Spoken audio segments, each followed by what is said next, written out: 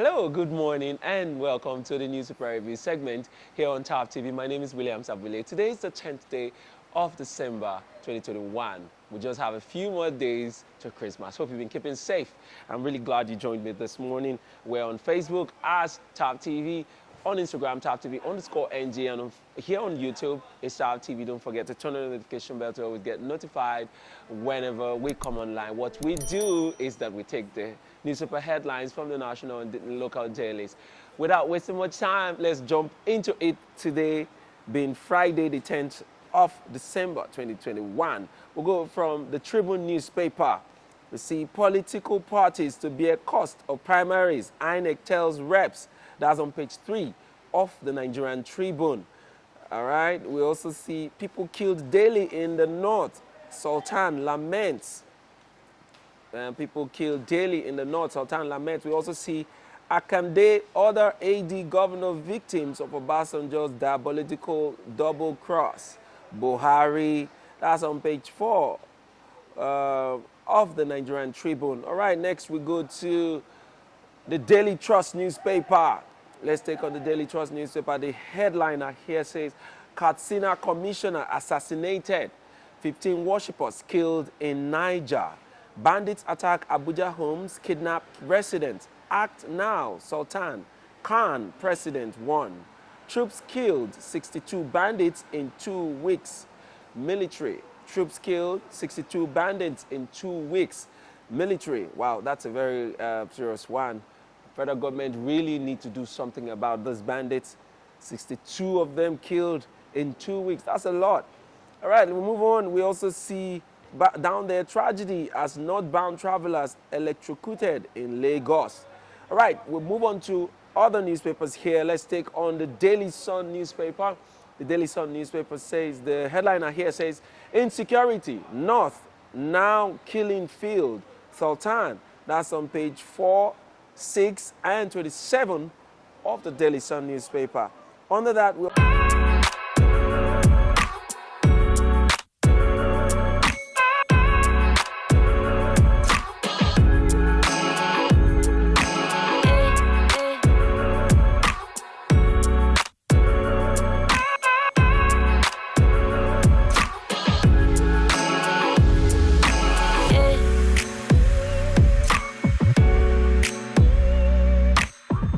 Nigerians dying, northern civil society groups tell president.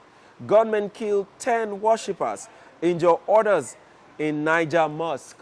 All right, that's on the Daily Sun newspaper. Then we also see this other headline here. It says, how Obasanjo's electoral massacre cost Akande others second term. Buhari. Right, next we move to the Punch newspaper. Punch newspaper for the 10th day of December 2021. Says federal government begins giving booster shots. U.S. donates 2.5 million doses. That's on page 6 of the Punch newspaper. It says federal government records 10,072 COVID-19 cases in 10 days. Travel ban evidence-based. UK insists you can't talk of booster jabs when some people haven't received any. AU Center. All right.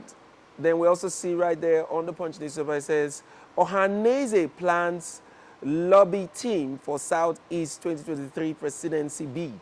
Wow, that's a very interesting one. All right, so pick up a copy of the Punch newspaper and read the story. All right, lastly, we take on the New Telegraph newspaper. The New Telegraph newspaper header says, insecurity, people are killed daily in the north. Sultan tells Christians not to be afraid of going to church. It's worrisome. Security agencies can't fish out kidnappers. Khan. All right. Akande, victim of Obasanjo political double cross. Buhari. Akande, victim of Obasanjo's political double cross. Buhari. All right, that's all we can take today. Let's move on to the comment section. All right, thank you very much for staying with us. It's been an interesting read of the headlines that is, that is on all the national and local dailies. Thank you very much for staying with us. Next, we want to talk with our commentators. I have with me here some gentlemen that are going to, delve into some of these headlines with me. This morning, I have Mr. Eddie here with me and our regular commentator, Mr. Victor Sioko of Shimol Furnitures. All right, this morning, let's talk these issues out. Well, there's been a lot of cry about insecurity. We could see that on most of the headlines this morning. It's on Vanguard, it's on Punch, and some other newspapers that we read out. Man, what's your take? It looks like the bandits have become the new Boko Haram. Well, what's your take on this, sir? Mr. Victor, we can start with you. Okay, my take is that it's a war, whether we like it or not. That's ongoing. There's an ongoing war in the country, and still same strategy. I think they should find better means, long-lasting means that will help to because these guys are multiplying. They are. Boko Haram, bandits, all manner of crime is happening in the country. Kidnapping is still happening. Yeah. Is it that we don't have the technology, or go and look for a way to buy that technology, buy the technology, get people to come and help us out? I don't understand in this age that you kidnap somebody, you still have access with mobile phone, and nothing can be done. Yeah. And it's happening every day. There is a story about kidnapping. In fact, the media, they are all tired about these G's because it's on the regular. Okay, come to think about it, before now, the so-called criminals, they are quite, they have some bit of moral when it comes to religion, the religious part of the whole thing, in the sense that they don't lay their hands on priests, they don't lay their hands on imams, they avoid churches. They avoid churches and mosques. Yeah. But now they look at, was it yesterday, 16 worshippers in a mosque attacked by bandits. So, and these bandits, in quotes, who are they? Are they Nigerians? They're Muslims. No, we cannot categorically say that, because if they are attacking Muslims, they are attacking Nigerians, they are attacking everyone. So it's safe to say that to ask the question: are they Nigerians? Who are they? And these are the things that the federal government needs to make bare to us, and they cannot tell us that they don't know, or they cannot find out. Sure. And because Sheikh Gumi has been going to interact with these people, so. Let's call it spade a spade. They know who these people are.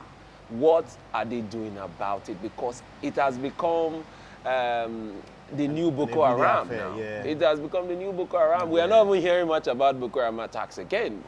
Bandits are the new Boko Haram, as far as I'm concerned. Mr. Eddie, do you have any take on this? Okay, let me come in from this angle. Now, what really surprises me when it comes to the issue of these bandits is this man called Shegumi. Yeah. Now, this man is someone that has contact with these people. Yeah. He's always, contacting these people. He's always negotiating. I don't even know what he's negotiating about. Now, the question is, if this man can, negotiate with these bandits, these so-called bandits, why is it that federal government cannot get access directly to these bandits through this man? That means there's something fishy. There's an information that is not being exposed. Yeah. So there is politics in this thing. Yes, a lot of politics in this thing. Out, yeah. So I believe that federal government has the capacity to get to these guys, to these bandits. And this Shegumi is someone that can actually lead them to these people. So why is it that up to this moment, federal government have not been able to get across to these people? Is it that these people they've become gods? Have they become people that are far more untouchable? Let's use that word. Yes. Or have they become far more powerful than the federal government? despite the large mass of the military personnel that we have. I mean, same battle we had with Boko Haram for how many years? Over 15 years that we're still fighting Boko Haram, a small army, and that we know that they are in Sambisa forest, but nobody's going there to finish the war. So it's crazy. It's really unfortunate too. Very unfortunate. Well, we'll move on. Let's talk about... I saw this very interesting headline that I'd like us to react to. It says, Ohanaeze plans lobby team for Southeast 2023 presidency bid. What do you think about that? They want the presidency in 2023. At the same time, you know, a faction of them wants Biafra as soon as possible. What's your take in all of this? Well, for me, it's really not necessary, because right now, as far as I'm concerned, where the president comes from is not the issue. The issue should be who will be the next president.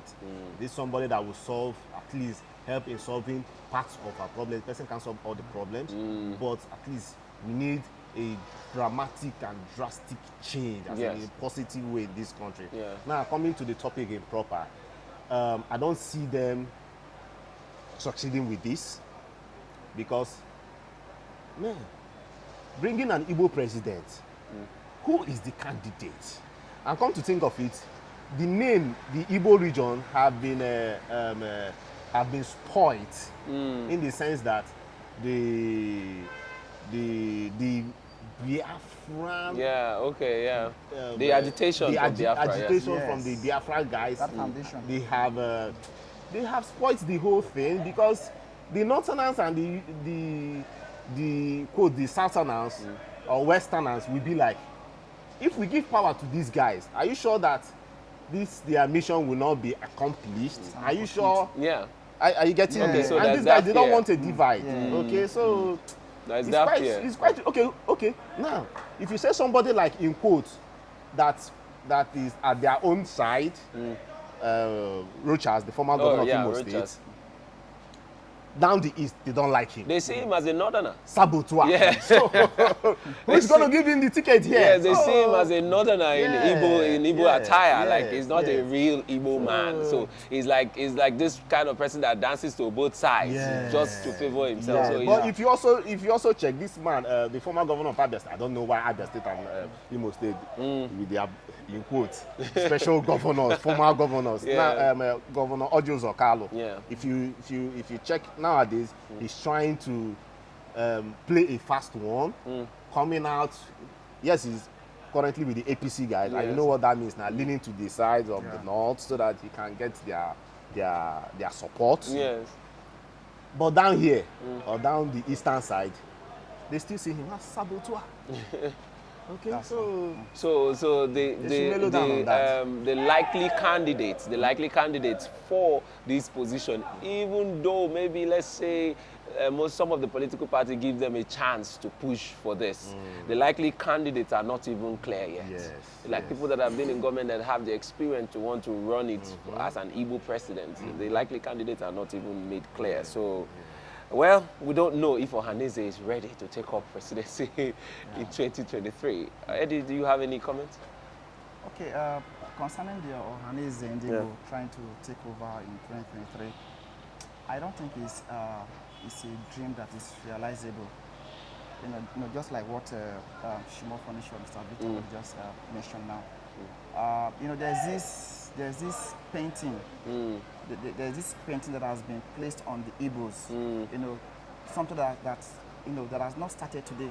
This one has been on since the Biafran War. So the Nigeria giving the presidency to the Igbo, they have this fear in their mind that what would be the outcome.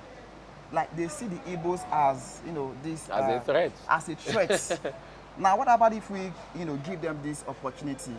What can they could make up something out of it. And this is something they are trying their possible best to avoid. And that is the reason why you see the politics, here and there. Okay.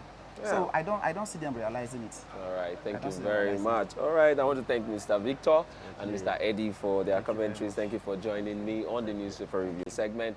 And for our viewers, thank you very much for staying with us. That's all we can bring you today. Don't forget to follow us on all our social media handle. We're on Facebook as Thav TV.